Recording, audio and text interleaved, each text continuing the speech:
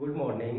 Welcome to my YouTube channel. आज start करते हैं physics part second, class 10 electricity.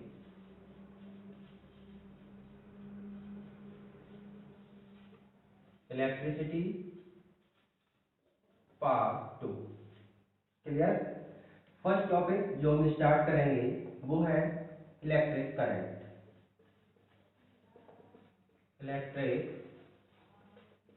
Current जैसा आपने पिछले पार्ट में देखा होगा, पढ़ा होगा। उसके बाद जो नेक्स्ट टॉपिक है हमारा वो है इलेक्ट्रिक करंट। तो इलेक्ट्रिक करंट क्या होता है?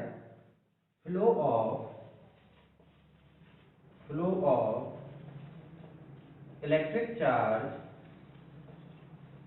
Flow of electric charge per unit time. Flow of electric charge per unit time. Consider ये एक कंडक्टर है जिससे ये चार्ज फ्लो हो रहा है। ठीक, इसमें चार्ज फ्लो हो रहा है। करंट फाइंड आउट करना है तो करंट क्या होगा? करंट इक्वल टू होगा flow of charge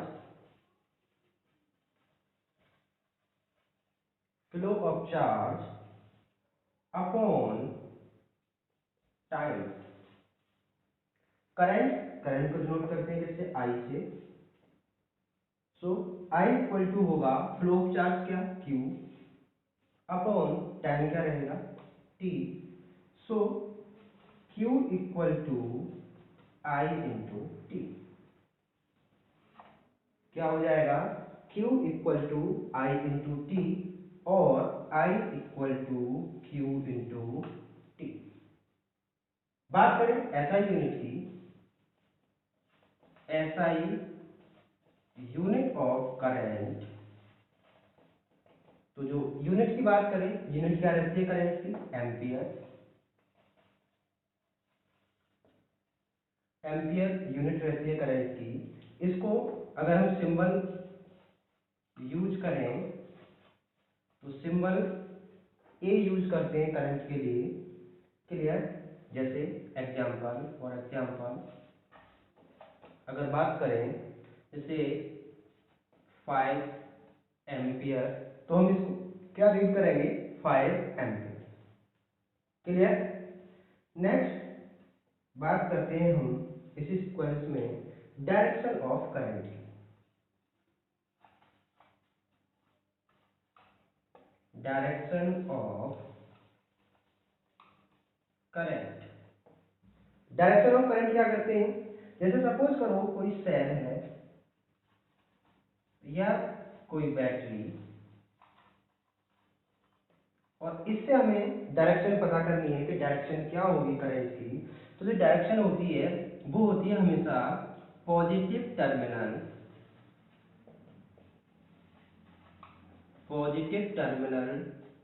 to negative terminal. जब भी हम करंट की बात करेंगे तो जो करंट की डायरेक्शन होगी वो हमेशा क्या रहेगी? वो ये रहेगी positive terminal to negative terminal. वो टर्मिनल किसके हो सकते हैं? सेल के भी हो सकते हैं और बैटरी के भी हो सकते हैं, किसी के भी हो सकते हैं। क्लियर। और इसमें बात करते हैं नेक्स्ट।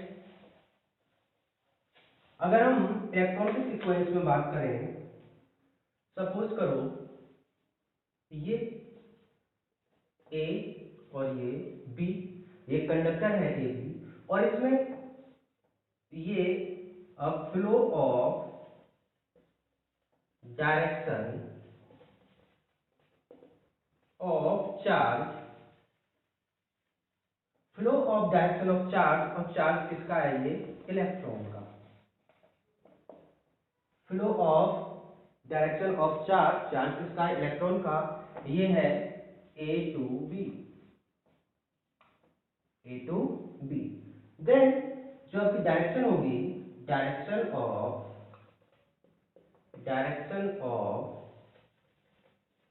फ्लो ऑफ करंट, वो क्या रहेगी? B to A. ध्यान रखना है क्या? कि जब भी हम बात करेंगे डायरेक्शन ऑफ करंट और डायरेक्शन ऑफ इलेक्ट्रॉन की, तो जो डायरेक्शन ऑफ करंट होगा उसके अपोजिट फ्लो होता है किसका, चार्ज का, और वो चार्ज किसका, इलेक्ट्रॉन्स का। क्लियर?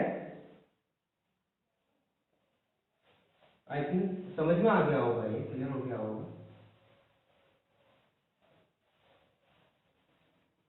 नेक्स्ट टॉपिक जो है इसमें वो बात करेंगे हम इसमें इलेक्ट्रिकल सर्किट की।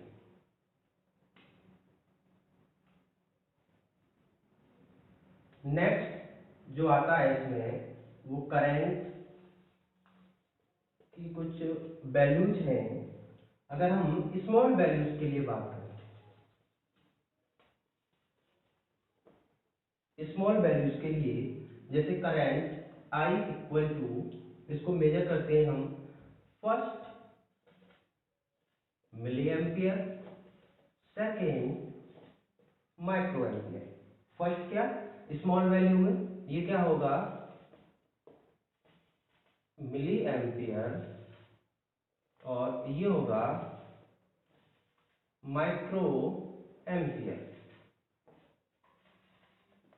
अगर हम बात करें यहाँ पे इनके वैल्यूज की, तो अगर मैं बात करूं मिली की, तो ये मिली रहता है कितना, 10⁻³ अगर इसको मिली एम्पियर में कंसीडर करें तो ये क्या होगा, 10⁻³ एम्पियर। सिमिलरली अगर मैं माइक्रो एम्पियर की बात करूं, दैट इज माइक्रो एम्पियर, तो ये क्या रहेगा, 10⁻6 एम्पियर। क्लियर? तो याद रखना है आपको। नेक्स्ट जो है इसमें, अगर हम इसके मेजरमेंट की बात करें, मेजरमेंट ऑफ करंट, तो इसके लिए एक डिवाइस होती है, that is a meter. Device होती है एक, that is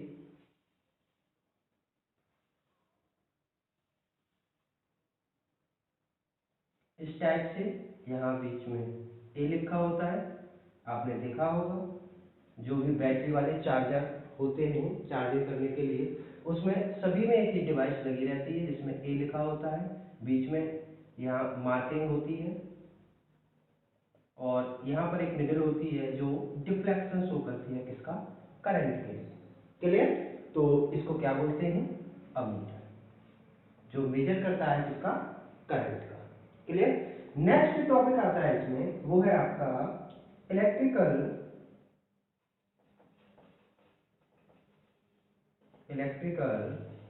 circuit. Electrical circuit क्या, एक ऐसा कॉम्बिनेशन, क्या, एक ऐसा कॉम्बिनेशन जिस कॉम्बिनेशन में क्या आपके वायर्स भी हों,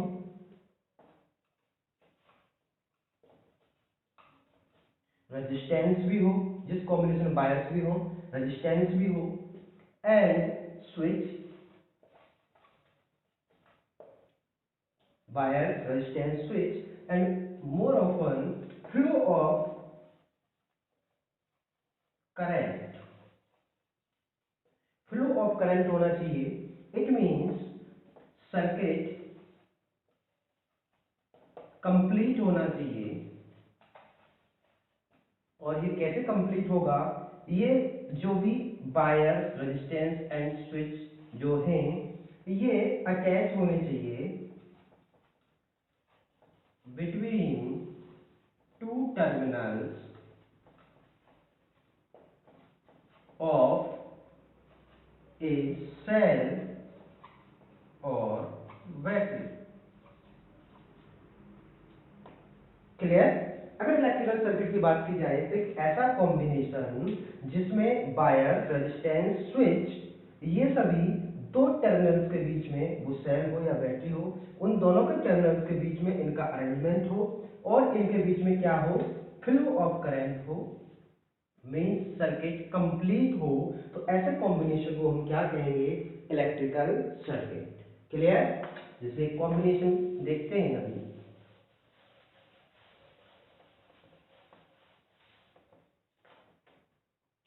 जैसे ये कॉम्बिनेशन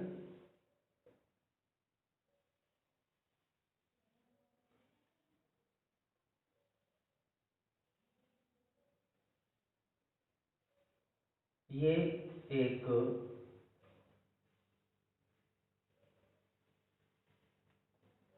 इसमें अगर हम ये बात करें तो ये सिंबल है कुछ रिप्रेजेंट करते हैं, ये सेल को रिप्रेजेंट करता है, और एक ये जो सिंबल है ये बल्ब को रिप्रेजेंट करता है, और ये जो है ये होता है कि स्विच।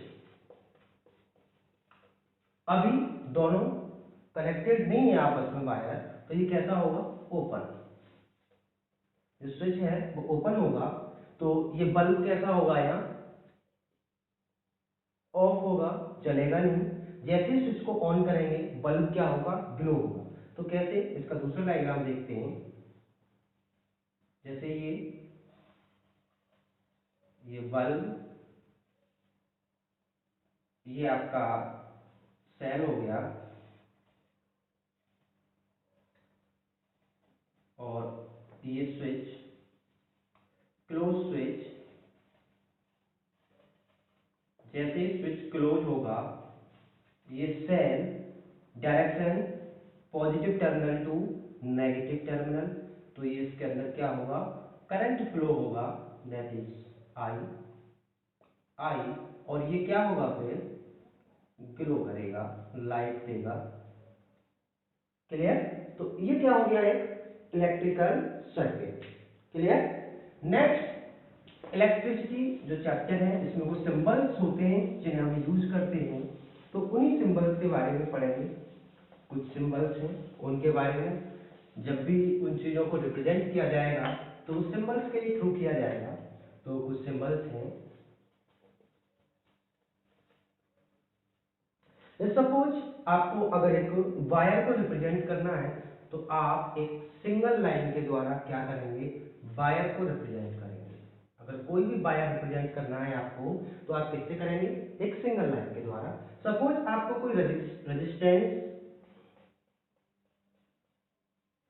ये जो रेजिस्टेंस होगा और ये कैसा होगा, फिक्स्ड होगा। ये जो रेजिस्टेंस रहेगा, ये रेजिस्टेंस कैसा रहेगा, फिक्स्ड रेजिस्टेंस रहेगा। ये रेजिस्टेंस, इसकी एक सर्टेन वैल्यू होगी और वो वैल्यू चेंज नहीं होगी। दूसरा, एक और, ये और इस तरह से, तो ये क्या क्या होगा, ये होगा वेरिएबल रेजिस्टेंस। वेरिएबल रेजिस्टेंस, और इसको क्या बोलते हैं, रिहोस्टेट। और इसको क्या बोलेंगे, रिहोस्टेट। इसका एक और सिंबल होता है, कैसे, ये आप एक रेजिस्टेंस बनाएंगे और इसको आप क्या करेंगे, क्रॉस करेंगे, इस तरह से एक लाइन खींचेंगे, ड्रॉ करेंगे। क्लियर।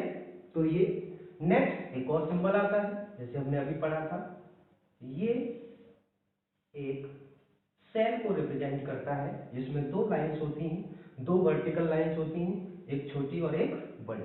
ये जो बड़ी लाइन है, ये जो लाइन है ये पॉजिटिव टर्मिनल को डिनोट करती है, और ये जो स्मॉल लाइन है ये किसके, नेगेटिव टर्मिनल को डिनोट करती है।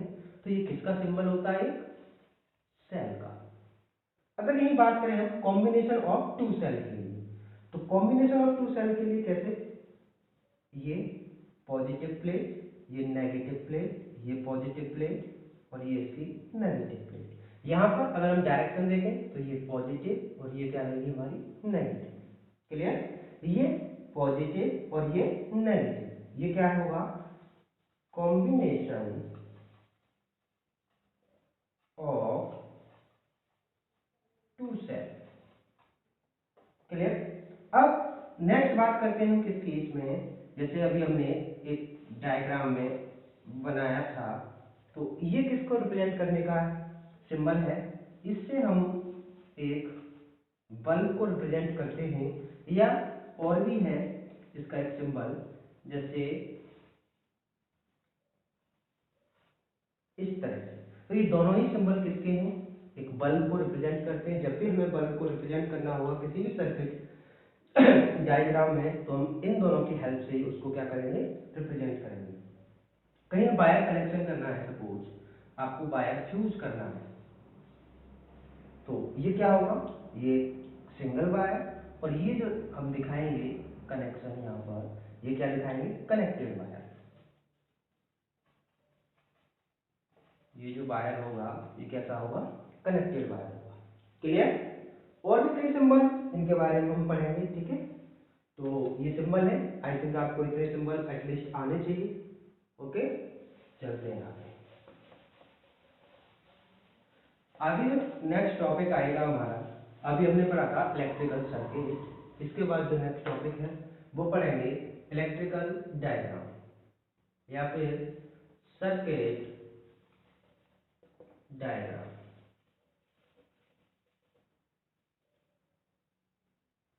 सर्किट डायग्राम में क्या, जैसा हमने अभी पढ़ा था इलेक्ट्रिकल सर्किट के बारे में, तो डायग्राम सीधा सीधा हमें पता चल रहा है क्या, एक डायग्राम होगा।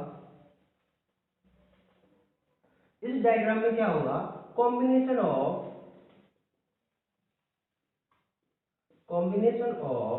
डिफरेंट कंपोनेंट्स, कॉम्बिनेशन होगा डिफरेंट कंपोनेंट्स का। जैसे एग्जांपल ले लेते हैं फिर से,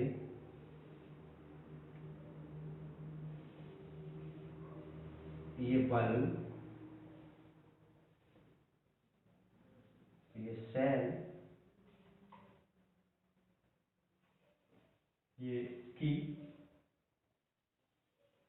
क्लोज है, और ये क्या कर रहा है, ग्लो कर रहा है। ये क्या कर रहा है, ग्लो कर रहा है। क्लियर। तो ये क्या है, एक सर्किट डायग्राम है, इलेक्ट्रिकल सर्किट डायग्राम। क्लियर। इसी तरह से हम और भी बहुत सारे सर्किट डायग्राम्स को रिप्रेजेंट कर सकते हैं, सिंपल। नेक्स्ट जो आता है इसमें वो इम्पोर्टेंट टॉपिक है, that is Ohm's law. Ohm's law के बारे में पढ़ेंगे, अच्छा टॉपिक है, और लास्ट ईयर भी एक क्वेश्चन आया था ओम्स लॉ से ही, जो रेजिस्टेंस पर बेस्ड था। तो ओम्स लॉ की बात करें, ओम्स लॉ क्या है, ओम्स लॉ क्या कहता है कि at constant temperature, at constant temperature, ये क्या है, कंडीशन है। ये जो है क्या, कंडीशन है कि जब भी हम ओम्स लॉ की बात करेंगे तो टेम्परेचर को क्या रखेंगे, कांस्टेंट। कांस्टेंट मींस क्या, the value which does not change at any condition। एक ऐसी वैल्यू जो किसी भी कंडीशन पर चेंज नहीं होती है, वो क्या कहलाती है, कांस्टेंट कहलाती है। तो ओम्स लॉ क्या कहता है, at constant temperature the flow of current, the flow of current through a conductor, the flow of current through a conductor is directly proportional, is directly proportional to the potential applied between the terminal, applied between the terminals of a cell or battery। क्या कह रहा है Ohm's law, at constant temperature condition है, और क्या बोला है, the value which does not change at any condition, ये क्या कहलाता है आपका कांस्टेंट टर्म। और फिर क्या कहते हैं, the flow of current through a conductor is directly proportional to the potential applied between the terminals of a cell और battery. It means I is directly proportional to V. और क्या कह सकते हैं हम, और कह सकते हैं V is directly proportional to I। अब यहाँ देखते हैं कि जो डायरेक्टली प्रोपोर्शनल है, दो टॉपिक होते हैं, दो टर्म्स, एक डायरेक्टली प्रोपोर्शनल होता है और एक होता है इनवर्सली प्रोपोर्शनल। अगर बात करें डायरेक्टली प्रोपोर्शनल की, जैसे V directly proportional to I, तो जब दोनों एक दूसरे के डायरेक्टली प्रोपोर्शनल होते हैं तो अगर एक वैल्यू इंक्रीज होगी तो दूसरी वैल्यू भी इंक्रीज होगी, जब एक वैल्यू डिक्रीज होगी तो दूसरी वैल्यू भी क्या होगी, डिक्रीज होगी। और यदि इसमें इनवर्सली प्रोपोर्शनल की बात करें, V इज, सपोज करो A, ये कोई भी टर्म है, क्लियर, एनी टर्म, कुछ भी हो सकता है, केवल समझाने के लिए ले लिया है। तो V inversely proportional to 1/A, तो इस केस में क्या होगा, अगर V इंक्रीज होगा तो A डिक्रीज होगा, और अगर V डिक्रीज होगा तो A इंक्रीज होगा। तो दोनों समझ में आए होंगे, डायरेक्टली प्रोपोर्शनल और इनवर्सली प्रोपोर्शनल। तो यहाँ क्या था, I डायरेक्टली प्रोपोर्शनल V था, तो हम इसको ऐसे भी लिख सकते हैं, V directly proportional to I। जैसे ही क्या हम इस प्रोपोर्शनल कांस्टेंट को हटाएंगे तो इसकी जगह पर एक नया कांस्टेंट आएगा, that is R into I, और ये होगा V upon I equal to R। Clear, यहां तक क्लियर हुआ? ओके, देखते हैं, आगे बढ़ते हैं।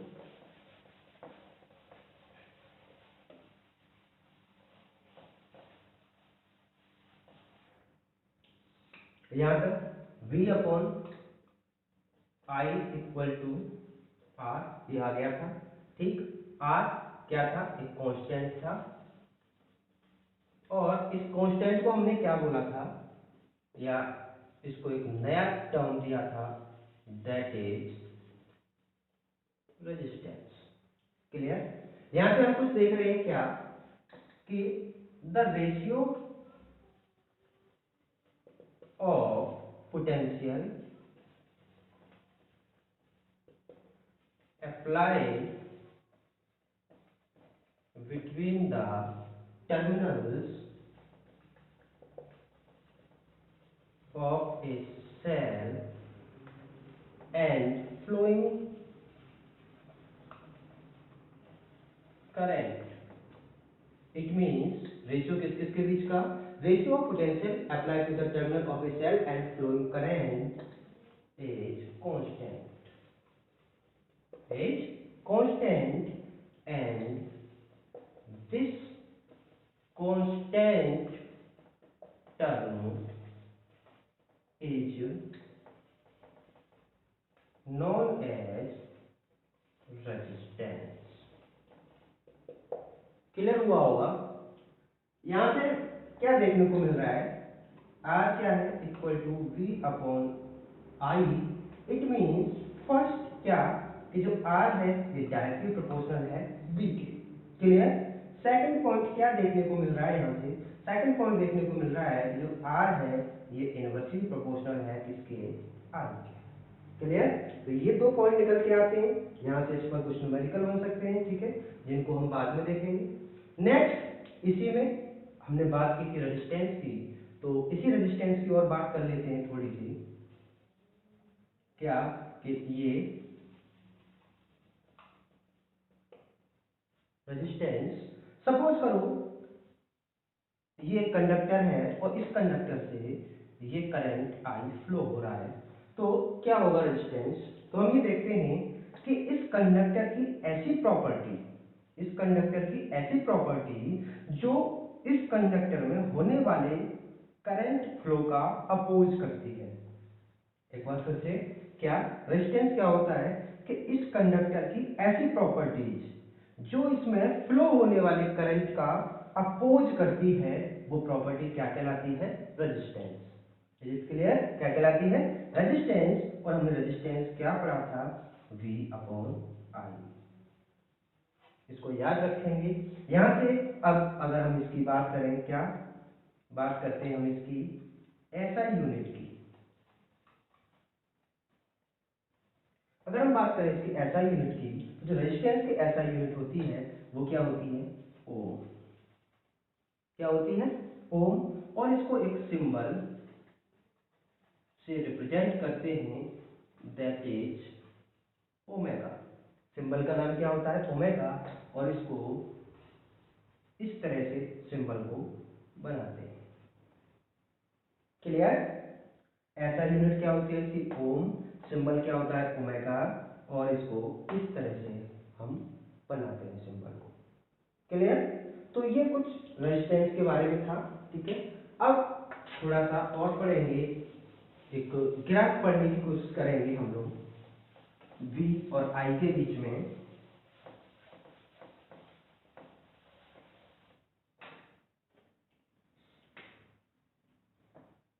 VI ग्राफ, या फिर हम इसको VI कर्व भी बोल देते हैं। क्लियर? दोनों सेम ही है, VI ग्राफ या VI कर्व। हमने पढ़ा था कि R इक्वल टू क्या निकल के आया था? V upon I। So V equal to क्या निकल के आया यहाँ से? IR। क्लियर? तो इसका ग्राफ बनाते हैं, कैसे बनेगा? आपको मैं एक इक्वेशन बताऊं, अगर आप याद रख सकते हैं उसको तो याद रखें, उसी के अकॉर्डिंग ये ग्राफ बन जाएगा। एक इक्वेशन होती है y equal to mx, y equal to mx, और ये इक्वेशन होती है स्ट्रेट लाइन की।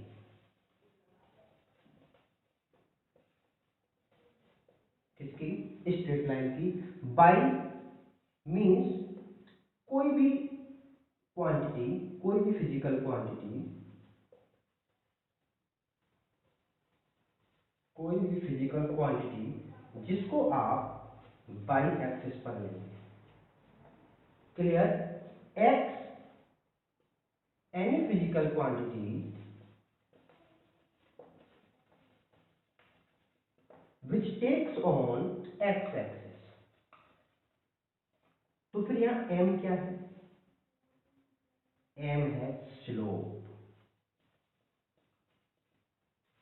एम क्या है? ये स्लोप। इसके बारे में बात करेंगे, तो बाद में बात करेंगे इसके बारे में थोड़ा सा, पहले ग्राफ देखते हैं इसका। तो ग्राफ कैसे आता है? स्ट्रेट लाइन, ये हमने एक्सिस बना ली, आपने मैथ में सभी ने पढ़े होंगे कोऑर्डिनेट्स के बारे में, कोऑर्डिनेट्स के बारे में। तो इसमें ये क्या? एक्स एक्सिस, और ये क्या? Y axis.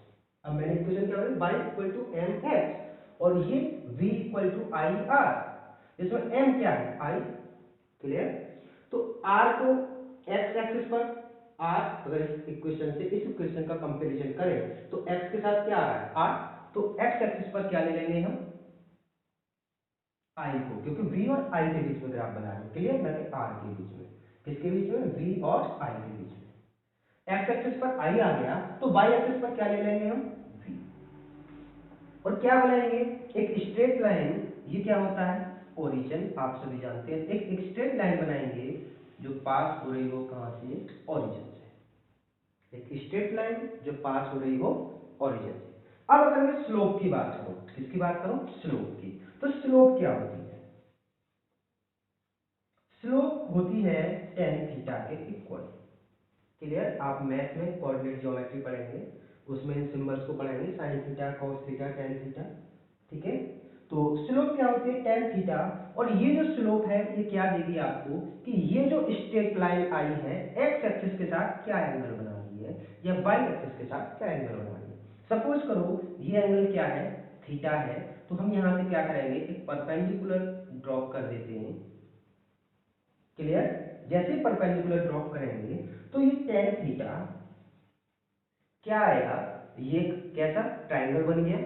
क्लियर? 90 डिग्री का एंगल। तो ये भी, इसको हम यहां से मिला देते हैं, तो यहां से यहां तक क्या है? ये v, और यहां से यहां तक क्या है? ये I। तो tan थीटा इक्वल टू क्या होगा? v upon I। v upon I। और देखो tan थीटा इक्वलेंट में अगर यहां से m निकालो, तो क्योंकि स्लोप क्या है? tan थीटा, और यहां स्लोप क्या है? m, और m किसके इक्वलेंट है? यहाँ r के इक्वलेंट। तो देखो r equal to v upon I। Clear? तो इसकी स्लोप क्या होगी ग्राफ की? r। स्लोप क्या होगी ग्राफ की? r। क्लियर? नेक्स्ट टॉपिक एक और रह गया इसमें जिसके बारे में हम बात करेंगे, फैक्टर्स जो अफेक्ट करते हैं किसको, रेजिस्टेंस। Factors affecting resistance.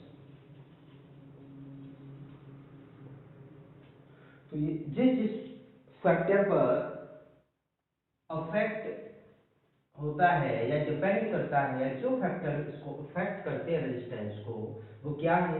पहला length, second area and third one is temperature. तो सबसे पहले हम टेम्परेचर के बारे में ही पढ़ लेते हैं।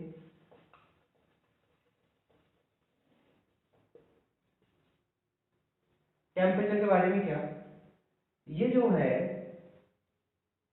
रेजिस्टेंस डायरेक्टली प्रोपोर्शनल होता है टेम्परेचर के। It means when temperature increasing, when temperature increasing, resistance will also increase। और यदि हम टेम्परेचर को क्या करेंगे, डिक्रीज करेंगे, तो रेजिस्टेंस भी क्या करेगा, डिक्रीज करेगा। क्लियर? नेक्स्ट बात करते हैं हम लेंथ के बारे में। लेंथ क्या है? अभी हमने पढ़ा था लेंथ के बारे में कि ये जो लेंथ रेजिस्टेंस है ये डायरेक्टली प्रोपोर्शनल होता है एल के। क्लियर? रेजिस्टेंस जो है डायरेक्टली प्रोपोर्शनल है किसके, लेंथ के।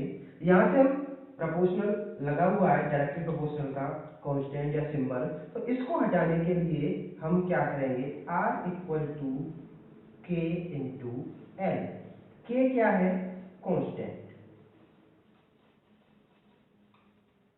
एक कांस्टेंट टर्म है। क्लियर? जो चेंज नहीं होगी। ठीक है? तो इसका यूज कैसे होता है, इस पर प्रॉब्लम्स कैसे फ्रेम होते हैं, उनको देखते हैं। सपोज करो मेरे पास दो वायर हैं, एक ये ए है और एक बी है। इसका रेजिस्टेंस R1 और लेंथ L1, इसका रेजिस्टेंस R2 और length L2। Clear? Same metal के बने हैं, सेम मेटल के दो पीस ले लिए, जिनमें एक का रेजिस्टेंस R1 लेंथ L1, दूसरे का R2 length L2, same metal. तो हमसे कहा जाता है क्या कि find ratio, find ratio of R1 and R2। तो हम क्या जानते हैं, R डायरेक्टली प्रोपोर्शनल है L के, तो R डायरेक्टली प्रोपोर्शनल हटा लिया तो क्या हो गया, R इक्वल टू के एल। तो अगर मैं पहले वाले के लिए लगाऊं तो क्या हो जाएगा, R1 इक्वल टू के L1, के तो कांस्टेंट रहेगा, चेंज नहीं होगा। सेकेंड R2 क्या हो जाएगा, के इंटू L2। इसको इक्वेशन नंबर 1 और इसको इक्वेशन नंबर 2 कंसीडर करो। फिर क्या करो, आप दोनों को एक दूसरे से डिवाइड कर दो। तो जैसे ही डिवाइड करोगे तो R1 upon R2 equal to के L1 अपॉन के L2। क्लियर? के से के कट जाएगा, क्या बचेगा, R1 upon R2 equal to L1 upon L2। अब यहाँ पे तीन वैल्यू गिवन होंगी आपको। सपोज करो R1 दे दिया, L1 L2 दे दिया, R2 पूछेंगे आपसे, या फिर R1 दे दिया, R2 दे दिया, L1 दे दिया तो L2 पूछ लेंगे। तीन वैल्यू दे सकते हैं और बाकी एक वैल्यू आपसे कुछ भी वो पूछ सकते हैं। क्लियर? आई थिंक समझ में आ गया होगा। नेक्स्ट इसमें जो पढ़ते हैं वो है डिपेंडेंसी ऑन एरिया। रेजिस्टेंस की जो डिपेंडेंसी है एरिया पर वो पढ़ेंगे। तो ये जो रेजिस्टेंस है ये इनवर्सली प्रोपोर्शनल होता है किसके, एरिया के। क्लियर? तो जैसे हमने पहले वाले क्वेश्चन में किया था same, R equal to K upon ए। फिर से दो वायर के लिए तो क्या हो जाएगा, R1 equal to K upon A1 and R2 equal to K upon A2। Clear? दोनों को कंपैरिजन या रेशियो निकालो एक दूसरे को डिवाइड करके, तो क्या होगा KA1 into K upon A2, A2 ऊपर जाएगा मल्टीप्लाई होगा, so R1 upon R2 equal to KA1 into K into A2। K से K कट जाएगा, ये होगा R1 upon R2 equal to A2 upon A1। फिर से वही तीन आपको एलिमेंट्स या तीन चीजें देंगे और एक आपसे पूछेंगे, तीन टर्म कोई सी भी दे सकते हैं। सपोज करो R1 R2 A2 दे दिया, A1 पूछेंगे, A1 A2 R1 दे दिया, R2 पूछेंगे, तो आपसे कुछ भी वो पूछ सकते हैं। क्लियर? अब इसमें जैसे एरिया, जो एरिया क्या है, cross section area, cross section area of wire, और आर क्या है, resistance of wire. Clear? Next इसी में सपोज करो ये वायर है, तो वायर की शेप क्या होती है, सिलेंड्रिकल। आप सभी जानते हैं वायर की जो शेप होती है क्या होती है, सिलेंड्रिकल। और इस सिलेंडर का अगर मैं एक बहुत छोटा सा पीस काटूं, बहुत छोटा सा पीस, ये अगर वायर है सिलेंड्रिकल और इसका एक छोटा सा पीस काटूं, तो छोटा सा जब पीस काटूंगा बहुत थिन, बहुत पतला सा, तो वो कुछ कैसा आएगा, कुछ इस टाइप से आएगा, एक सर्कल की शेप में आएगा। किसकी शेप में आएगा, सर्कल की शेप में आएगा। तो ये सर्कल और इसका एरिया जो बनेगा वो क्या बनेगा, पाई आर स्क्वायर।